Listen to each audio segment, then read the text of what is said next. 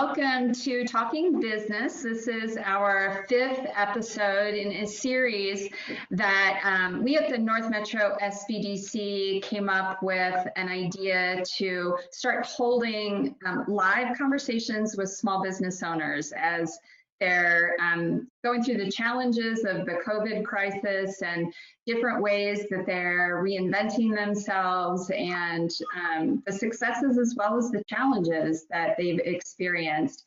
My name is Angela Atkinson. I am director of the North Metro Small Business Development Center in Westminster. We're housed at the Front Range Community College. They are our host.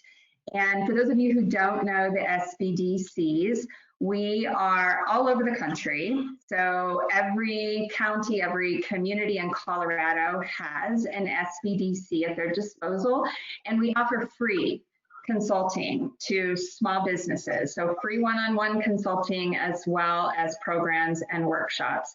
And basically we're coaches. We've got industry expertise in marketing, finance, human resources, legal areas, and we're also teachers. And we work hard in educating and supporting small business owners in learning the tools of the trade, if you will. So I'm particularly excited to introduce Jessie Esparza, who is one of our lead consultants and has been with SBDCs for a long time.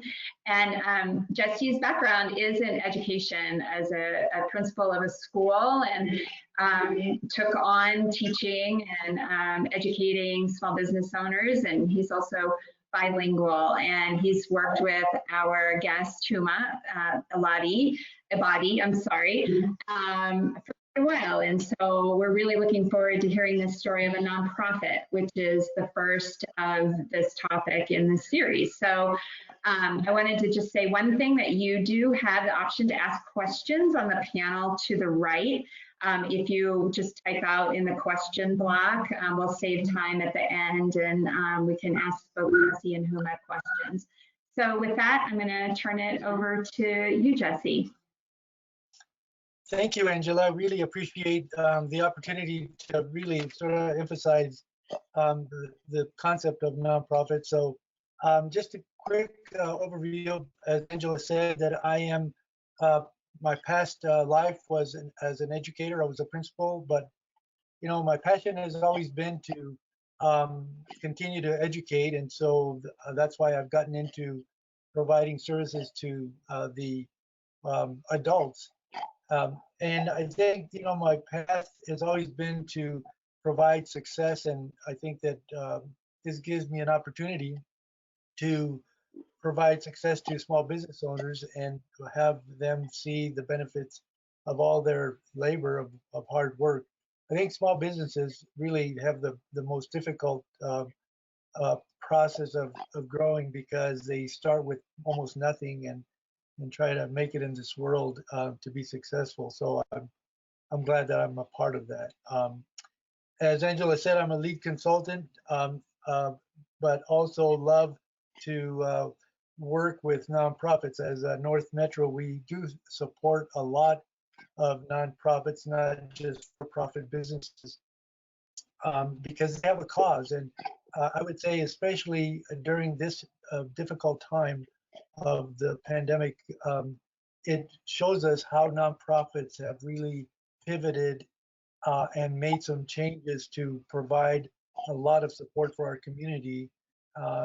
And if it weren't for them, I think that it would be a difficult world to live in this time of our situation. So with that, I'm going to let Huma introduce herself and talk a little bit about the whole process, or at least of the success of the Muslim Youth for Positive Impact.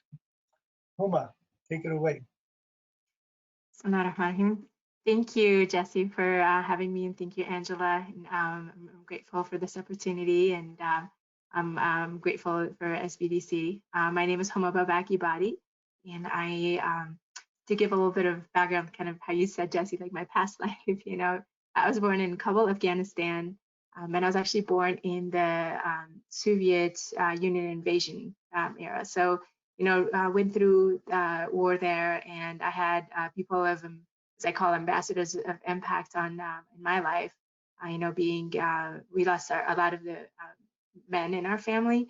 So, my mom being so amazing and courageous and taking care of her young kids during the war, and then my aunt Maria and my uncle Sayed, who sponsored and helped us come to the United States. And so, I came to the United States when I was in 8th grade, and having been here, and I came when I first came, it was just like literally the land of opportunity.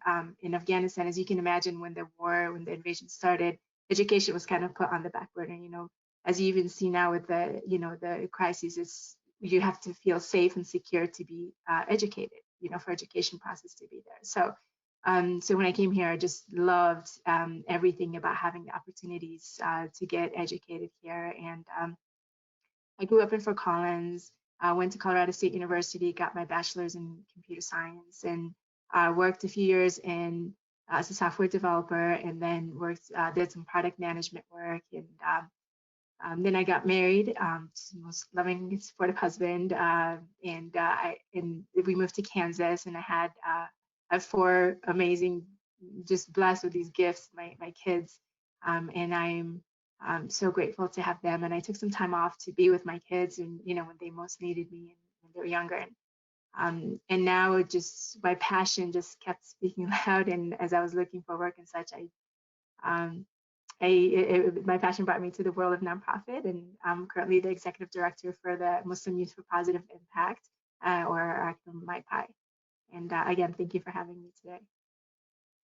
So, Huma, you're a fairly young nonprofit, and you really, as you began, I think maybe a year ago, just as an idea. Tell me a little bit about just the idea of MYPI, of the Muslim Youth for Positive Impact. What prompted that? What made you sort of get that into a nonprofit? Absolutely. So, as I said, when I was in college, I started teaching at Sunday school, a weekend school, for Muslim kids. And I'd been working with middle school and high school girls, and I taught them throughout, until throughout the whole my college years, and after I got married, everywhere I would go, I'd teach at Sunday school. And I really saw that the Muslim girls and the Muslim youth, they were going through a lot of difficulty, like a self-identity crisis. They were at school, they were being bullied, and and you can only imagine the difficult, the challenges that they had to face in their schools and their communities. So having seen a lot of this, when I started having more time to look to getting back into work, this just stayed, and I when you get older, you think about, what is my purpose, what is my passion, when you really think about that. And I could not look away from really finding ways to help these youth. And I was mentoring these youth through the Sunday school, but I kept thinking there are a lot more youth that would need such mentorship. And it was then that I also it was like an idea. So I met with some consultants and said, okay, we can do this. Maybe we can start an organization to help the youth. And at the beginning, there was a lot of just some fear, but a lot of excitement. And we got introduced to SBDC. I always think about positive impact. It just means a lot to me. And ambassadors of positive impact, people like SBDC, was huge for me. So when I got introduced to SBDC, I got like a sense of direction, and there was somebody that I could go to. I could get stuck and like, Jesse, I'm stuck, can we have a meeting, please? And to kind of work through the obstacles. So in 2017, the idea was just there, and then in 2018, we actually registered the organization with the state of Colorado, and just did a lot of activities. It was all volunteer run, and with a lot of people passion. So when I looked at when it first started, I saw that this is really much bigger than I am. This is a greater cause. And I looked throughout the Colorado community for individuals who have been working with youth already. You know, and two members that are part of our board now. We're blessed to have them. Like we have Sister Nadine Ibrahim and Aisha Mohammed, for example. They had been running like a Muslim Youth Empowerment Conference on a yearly basis, and they had a lot of success. So, you know, kind of talking to them and talking to different individuals who had that passion to come together, you know, kind of like a collective. And so we formed a board, and we also had more individuals that wanted to help. So we had an advisory board and we had senior advisors. So really the whole community coming together, and then we also partnered with mosques to you know, when they needed their youth to have like a mentor or something, they would all you know, they would refer them to us. So it was just really a beautiful sense of community that really sets that foundation of the organization. And it was, again, it was a lot of people of passion, but within nonprofit organizations, the other thing is like, passion is not enough, you know, so you also have to have action with it. So all of these individuals, they had the passion, but they were also people of action. And really that helped us, you know, come to see MyPie grow so strong in such a little bit of time, because that, you know, for a lot of people, passion comes from like either experiences they've had or the values that they hold in their life, or, you know, whether it comes from religion or whatever it may be. So it really works for us, and we're so excited for the future of MyPie. And you know, as you began, I mean, there's so much complexity to the whole concept of the nonprofit. And as I recall, you know, there were so many different pieces that you were trying to put together along with the board and everything. Tell us a little bit about, just give us an example of some of the activities that the youth are doing that ultimately is the purpose of MyPie. Absolutely. So our youth are absolutely amazing. You know, the mission of MyPie is to empower these youth with the you know, the Islamic identity and principles, and empowering them to go become responsible citizens of humanity, and to make a positive impact in their relationships, in their community and environments, and to feel, you know, a sense of responsible citizenship and stewardship. And these youth have gone above and beyond. So if you look at our logo, if you go to our website, mypie.org, and if you see our logo, we really think about the youth like we would take care of the MY, which is the Muslim youth. And then in turn, the other arrow like that, you know, points to positive impact to the pie. And you know, to see the youth having this positive impact has been amazing. So MyPie's focus is kind of like two types of programming. One is like preventive programming and then reactive programming. And at this stage, we're really focusing a lot on the preventive. So we've had activities like, you know, self-development activities, whether that's like, you know, public speaking, self-confidence conferences, things like that we've had. We also have, you know, community service events. We allow these youth to really feel the stewardship and give back to the community and feel that return of, you know, like feeling gratitude and feeling happy and satisfied by helping someone else. We also have like social events. We've had like camping trips. We've had snow tubing, swimming, you know, and just bowling, different activities for the youth. But some of our main ones, you know, we've also had like parenting support groups and, you know, youth support groups. But our main ones, the dreams that we've had was like a mentorship program that we have launched. And this is like some of the youth they've gone through, you know, we define youth, you know, in college. When they get to college, they're really able to help like middle school as well. So these are youth giving back to other youth and helping them go, you know, get past the obstacles that they had to go through. And a lot of our mentors are like, I wish I had a program like this when I was growing up. So really to see that it's helped. And we've had programs like the Census Ambassadors. We have the 2020 census. We have 15 ambassadors that are in charge of 17 different communities, hard to count communities within Colorado. And they've been doing an amazing job of promoting the census and making sure people know that it's, you know, safe and important, and how important the census is. So, you know, those are just some of the examples. That's amazing. And so, you know, as this whole concept and the activities got going, I recall, you know, as I was meeting with you, your excitement of, you know, being very active with the kids and going out and doing things, and all of a sudden, the virus hits. And that probably just, as I recall, I know that when we met, you just were a little bit really concerned about what's going to happen at this point. So tell us a little bit about how you shifted and you pivoted in terms of all those activities that were probably direct, and now meaning to have to change those, a different way to stay active. What have you done so far? That's a great question, and this is something that I would give credit to our board and our advisory board and everyone who were so amazing at being flexible. So anytime we even like teach the youth, and I always tell my kids this: whenever there's a problem, it's important to understand the problem, but don't focus on the problem. Focus on the solution. Focus on finding that solution. So really, that's as soon as the virus hit, we released a letter saying that our bodies may be quarantined, but our spirits, are alive, and are virtually we will act, and we will be people of action still, and we'll find the way. So we never really thought about can something be done.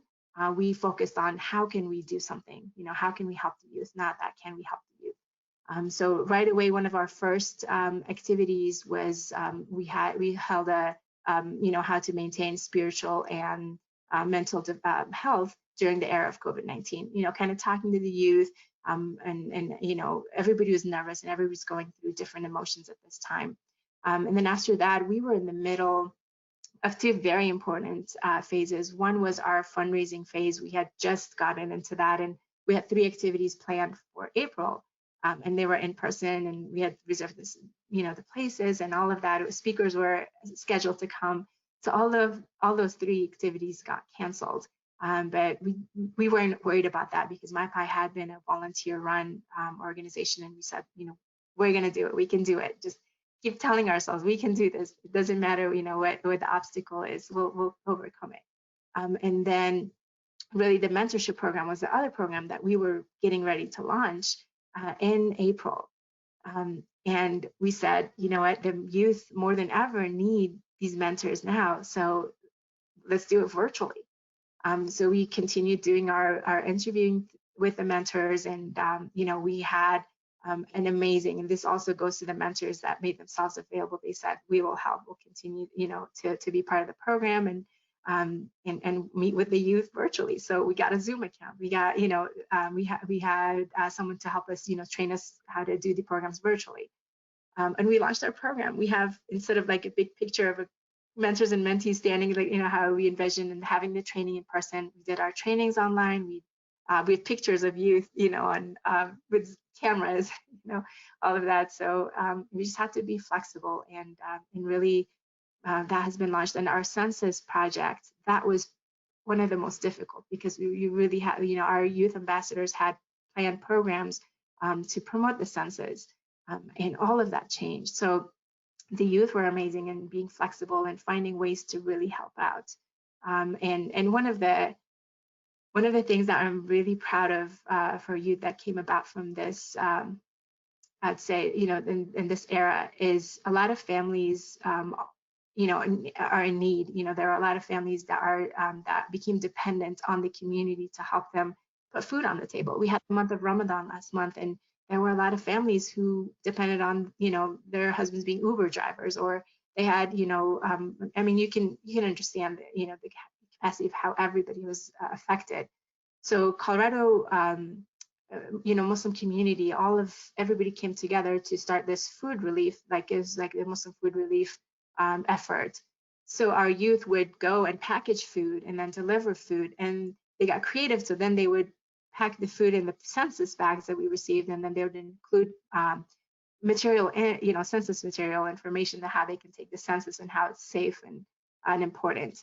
And they put those in the bags, so that those would get delivered for the families in need. And really, some of those families are the hardest to count, and they had also translations, in like the flyers in different languages. So really, everybody from our youth to our board to our advisory board, and to our SBDC, so everybody was flexible and ready to still be the agents of impact.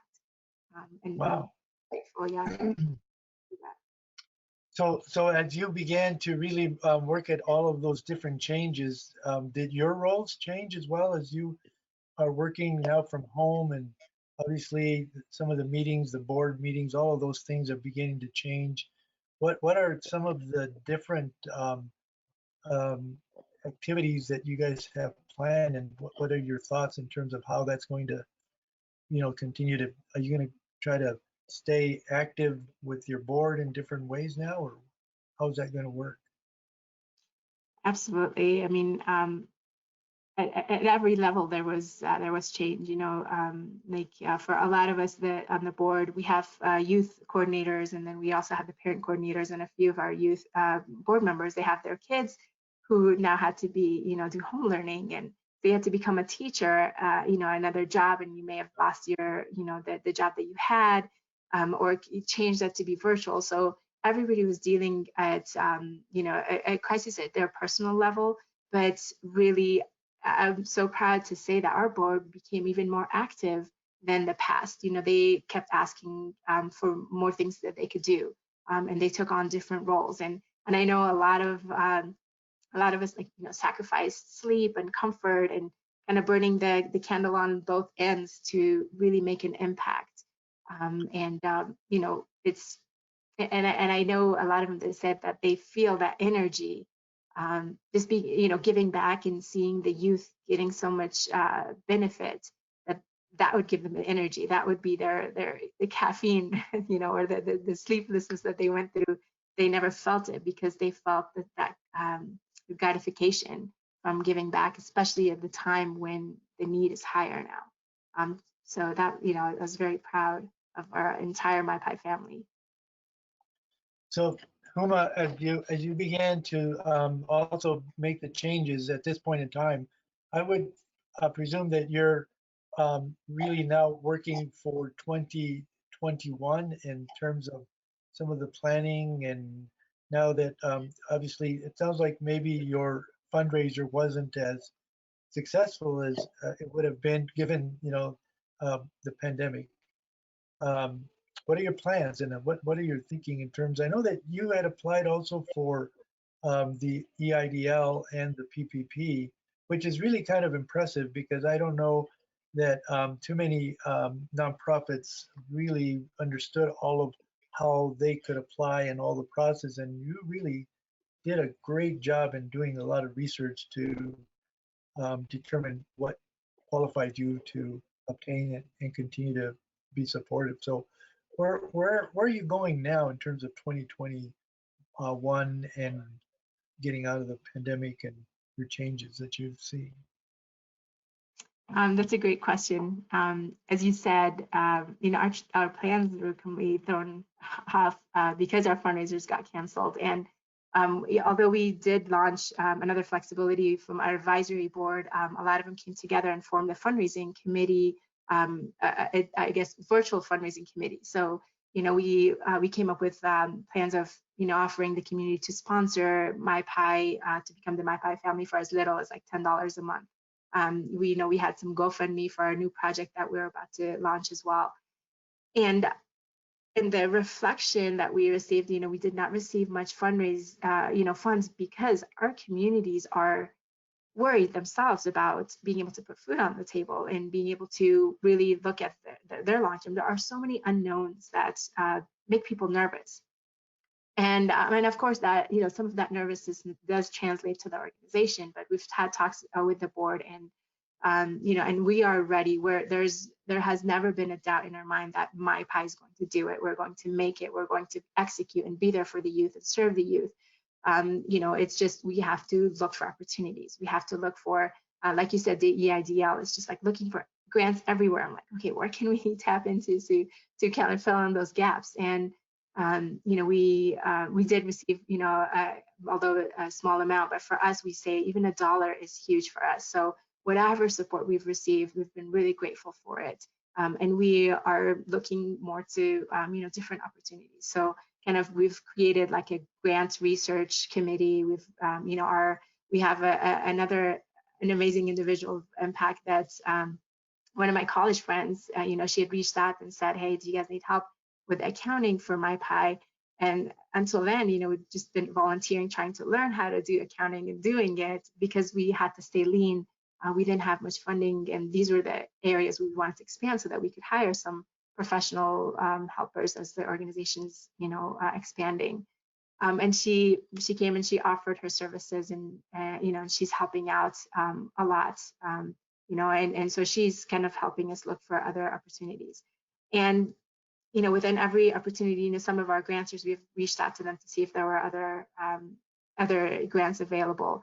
But we've come to find other opportunities that are amazing, even though they might not be financial. Like just a quick example, H&C Collective is an organization that they help, they help leaders of community really become, empowering them. So for me, having a background in computer science, I've constantly trying to educate myself how to be an executive director and how to do a lot of these things. And I always come to you, Jesse, it's not having the background, that knowledge, not letting it slow us down, but saying, how can we learn? I'm not good at it yet. Mentality is like, but I'm going to learn it. So the opportunity with H&C might be a possibility for MyPie to help us learn how to become a more, dependent and stronger organization. So really, no matter where we look, we do find these, and whatever, even if we get one piece of advice from an organization, that means a lot to us, and we're going to keep going and feeding out that. Well, it's very impressive how you've really actually worked through some of these external variables that have been, thrown at you. Can you maybe give some examples, just in general, of what some of the struggles are of starting a nonprofit? I mean, you've gone from just the idea to now. Sounds like you're pretty strong in the nonprofit arena. You've got the 501c3. You've done all of the background work. You've done work with the IRS. All of those real difficult kinds of little bit of information and procedures that have to go through. Give us a little bit of what some of the struggles are of actually starting from scratch to where you're at now. What have they been? Avoiding this pandemic issue, although that's been a big one, but just overall. Oh, wow. Absolutely. I think learning how to really translate passion into action. So you could be, really passionate about something, and that's a really important element of it, of course. And whether that passion comes from, believing, I know like a lot of our board members and a lot of people that help with MyPie's, knowing, their religiosity, they're not just, it's not for like self-benefit, self-profit, but they understand the complete circle. In Islam and the Quran, we have a saying that says, if you save one life, it's as if you've saved all of humanity. So you really, we think about that as if we make an impact on one life, we've made an impact on all of humanity. So really thinking, especially when you start, you have programs and there's, only a handful of people there, and not really getting, letting any obstacles slow you down, or any, lack of, whether it be lack of funding, lack of participation, lack of volunteers, but to keep yourself, even if you make an impact on one life, it's a big impact. So keeping that in consideration, had been really helpful for us. And then learning how to translate that into action. And like I said, SBDC has been a huge help for us. And the, members of community who have had, professional experiences, whether it be in accounting or, helping us with our, kind of like illegal and, areas, and whatever it be, if whoever these individuals of impact are, coming together, like finding these individuals. And then also really, we always tell the youth as well, is to think about, stewardship is big in our mission, and to really think about stewardship and what that means is like being responsible for the gifts that we've received from the grantor. So like, from receiving it, you have to, taking care of the gifts that we receive, whether that be the talents, the treasures, the body, the health. And then the second part of that is how we manage it, right? So we teach the youth of, managing our resources wisely, knowing when, the talents that we have is just how do we maintain that. And then the third part of that is for giving, like giving back, right? So then you use the talents and the treasures and the time that you have, and that passion that you have to give back. And really like finding that element really has helped a lot of us. And then there's like, okay, we can do this, and then how can we do this? That's the part, like we just have to, we've had to research and really find out and come to, like I said, to individuals that have gone through before and learned from them. So it's really like a big process, but it's been one that has been really rewarding, and even now you hear psychologists when they talk about how to heal people from depression or from from struggles that they've gone through, they really recommend community service. This has come up in research and such. So really giving back fuels that internal satisfaction, internal gratitude, internal drive, to be happy and to give back even more. And it seems that, part of the struggles that I think you went through was just putting together a board. But you also, then you put the board together, but then the other piece that you put together was the advisory committee. And that, I think, sort of helped and really provided support for the board. And then you've got a community that is supporting what the entire MyPie is all about. So it just seems that you've put the pieces together in a very good quality way. Tell me what just overall the community, how has the overall community been either supportive, or how has that been a struggle given some of the some of the stereotypes that exist in this world about Muslims and just what you're dealing with? How has the community been for supporting MyPie? It has been amazing, and we've had just throughout the entire adventure and journey. From the beginning, we've had different communities helping us in different ways. To remember a most recent one is a lot of our youth were having difficult time with home learning. Some of the parents, they're refugees that have recently come to the United States. So some of them don't know the language, so definitely it's hard for them to help their kids at home. And we had a few people saying, "Hey, we want to see if you need anybody to help tutor," and that was amazing. That had been on our goal to start like a tutoring program for the youth into 2021. But we had these volunteers coming and saying, we said, we'll start it now. Let's do it now. Let's figure it out. Let's program. So that was really amazing for us that these individuals stepped up. We had, going back a little bit to the history, we had one individual that really made an impact on us as well, is Josh Bernstein. He was, he lives in Washington, and he owned the mypie.org domain, and he came and he told us that we could use it for a little bit. He wanted to see the organization. He really saw, what we're doing for the youth, and he believes in it, and he's a person of impact himself. So he donated the domain for us. It's just so, and he'd been to like a Muslim country before and kind of seen, he really, people that realize the stereotypes that there are, really it has no basis. And some of the things that get propagated in the media that had been about Muslims and such.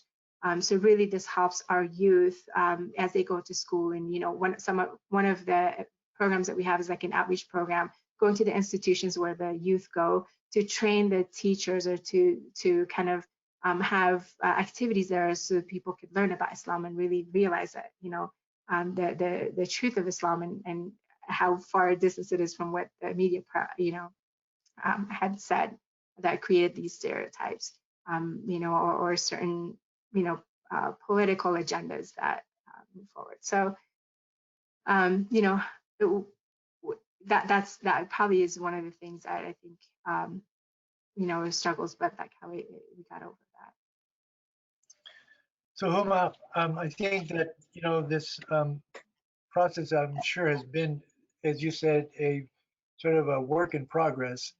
And the fact that I see you as a model for nonprofits that want to do a great cause in the communities and for the purpose of what they're there for, I think that you're a model for that, because you've had a very small beginning, an idea that was sure connected with so much passion, and also the organization has become a very strong foundation. And I see that the pandemic is probably an external variable that probably is going to and it's a silver lining because it's giving you the ability to see how strong you can be even as a young nonprofit. So I'm real proud of what you guys have done.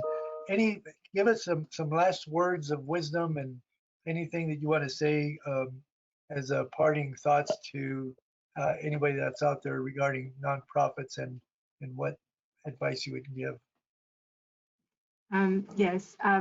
Actually, I love that you mentioned this, the silver lining. Like some of our mentors say this, like finding the silver lining in, in every situation.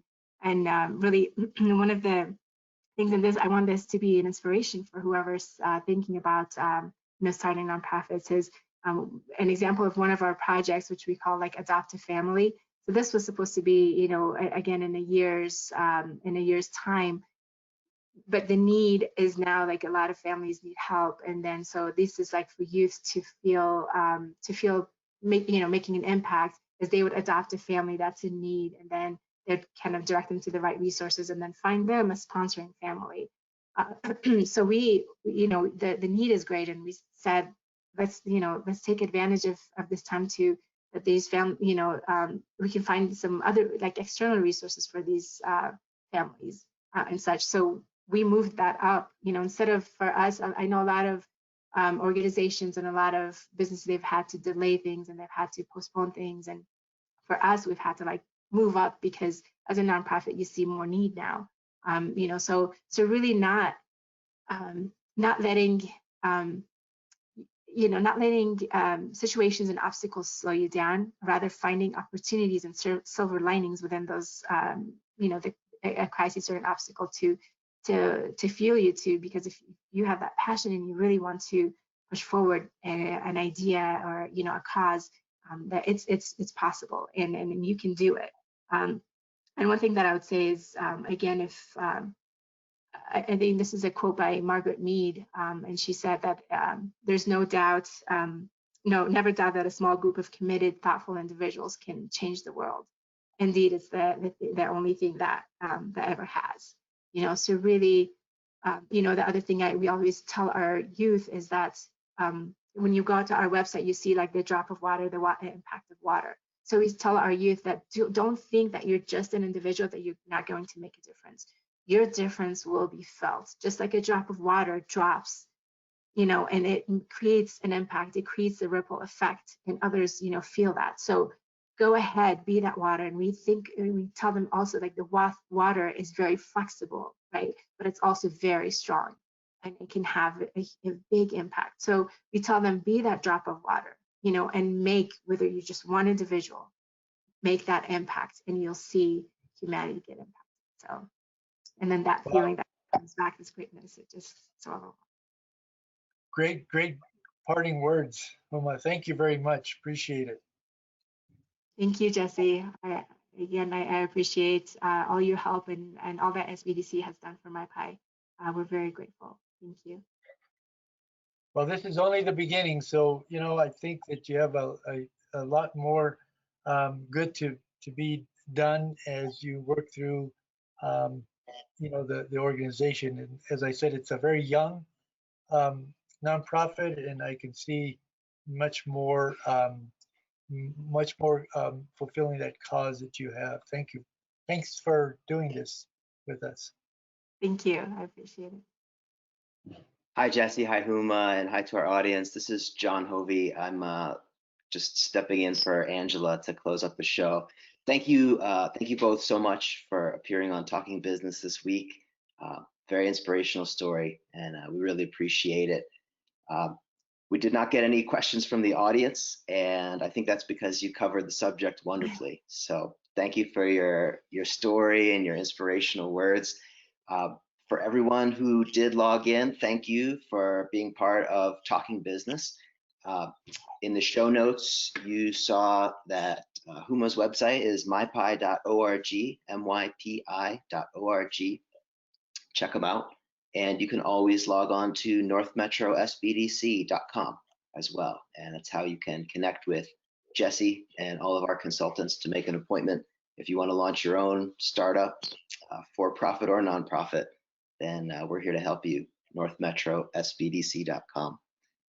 This webinar will be rebroadcast on our YouTube channel. That link is in the show notes as well. And that's it for this week. So thank you so much, Huma. Thank you, Jesse. And thanks to everybody involved. We'll see you next week for another episode of Talking Business.